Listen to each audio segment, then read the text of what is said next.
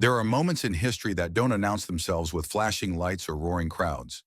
They come quietly, no press, no podiums, no planned applause. Just the stillness of a night so heavy with meaning that even the rain seems reluctant to interrupt it. On such a night, under the solemn sky of Washington, D.C., a figure walked alone through a corridor steeped in the memory of those who had passed through it before him. A figure who carried not only a name the world never forgot, but a set of questions it had never truly asked. That figure was Barron Trump. His coat long, dark, slightly too heavy for the drizzle, hung like a mantle of inherited weight. The collar was turned up, not to shield him from the cold, but perhaps to create a space between himself and the world that had always stared too closely. Each step echoed faintly against the stone, as if even the architecture paused to observe the moment. The envelope had arrived 3 weeks earlier. No return address, no signature, just his name written in deliberate, aged handwriting and a note inside with 4 words. Some conversations shape more than policy. No instructions, no demands, just an address, a date, a time. He had nearly thrown it away, but something about it had clung to him, something in the wording, something in the mystery. It was the kind of message that didn't command obedience, but called out to a deeper part of him that he didn't fully understand. The part that longed not for legacy, but for clarity. He had come alone. No aides, no advisors, no one to frame the meeting for headlines. For once, Barron Trump wasn't the symbol of a political era or the extension of a controversial name. He was simply a young man walking toward a conversation he didn't yet have words for. The building, nestled deep in a district that had long outlived its own relevance, was quiet not in the way that abandoned places are, but in the way sacred places sometimes are, alive with memory, at rest but not asleep.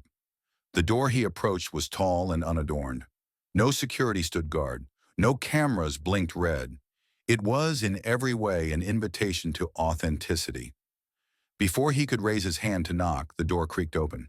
"Come in," said the voice, calm, measured, neither surprised nor impatient. Barron Trump stepped into a room unlike any he'd expected. Not a grand office, not a polished suite, just a warm, fire-lit study that smelled of cedarwood, paper, and time. Books lined the walls. The fireplace glowed with the gentle persistence of coals. Jazz drifted from an old record player, Miles Davis maybe. The air was thick with something unspoken. And there, seated in a worn leather chair, not flanked by flags or bodyguards but simply present, was Barack Obama. He stood slowly, extended a hand. "I wasn't sure you'd come." Barron took it. "Neither was I," he replied quietly. They sat. No cameras, no press briefings, no pre-approved talking points. Just two men, one young, still forming the shape of his voice, the other older, still carrying the shadows of what it had cost to find his own. For a moment, they didn't speak. It wasn't awkward. It was honest. The silence stretched like a canvas between them, an open space, waiting not for noise but for meaning. "I remember the first time I sat in a room like this," Obama finally said, his eyes fixed on the fire. "I thought power would feel louder." Barron Trump nodded slightly. "Did it surprise you when it didn't?" Obama smiled faintly. "Surprised me more how lonely it was. You imagine power as a room full of voices. Turns out it's mostly just you, listening to the echoes of every decision you'll never get back." Barron leaned forward, elbows on his knees. "That's what I'm afraid of, the silence. It exposes things I haven't figured out how to name yet." Obama studied him for a long moment.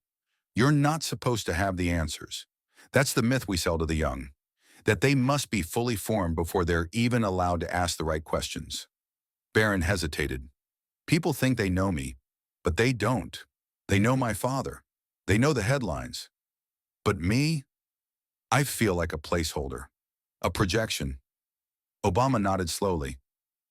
"That's the burden of being born into narrative. People write your story for you before you've even picked up a pen.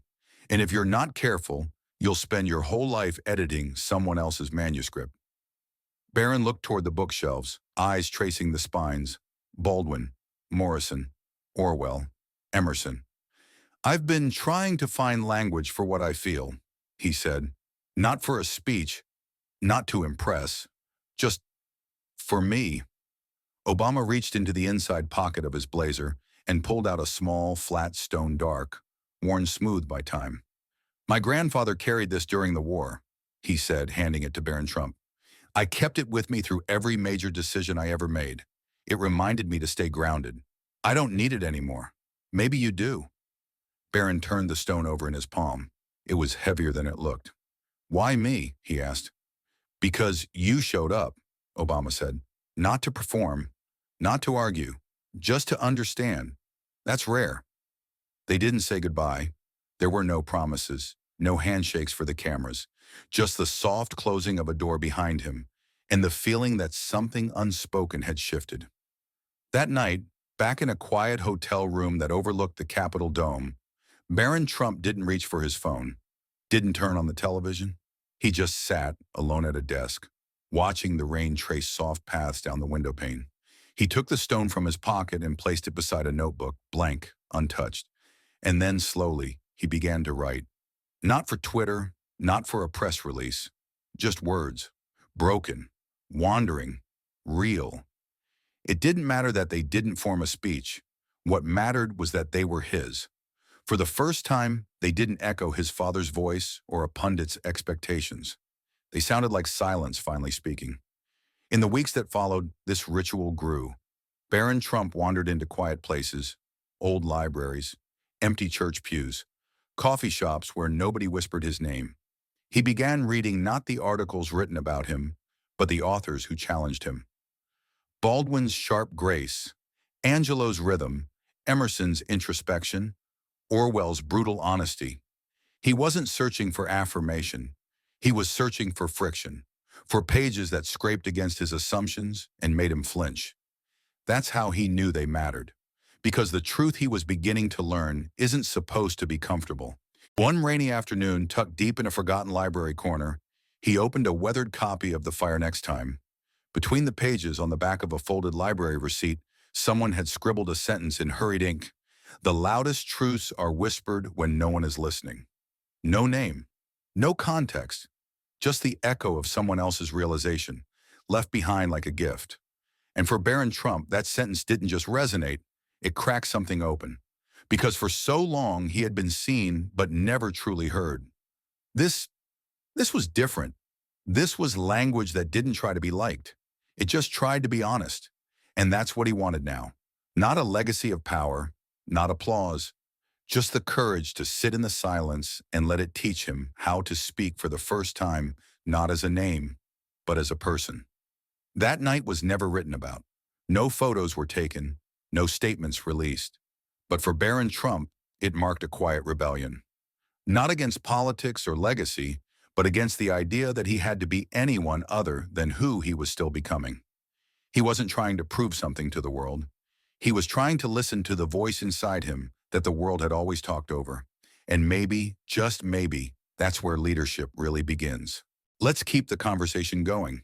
Subscribe, share, and drop your thoughts below. Your perspective is valuable and might inspire others.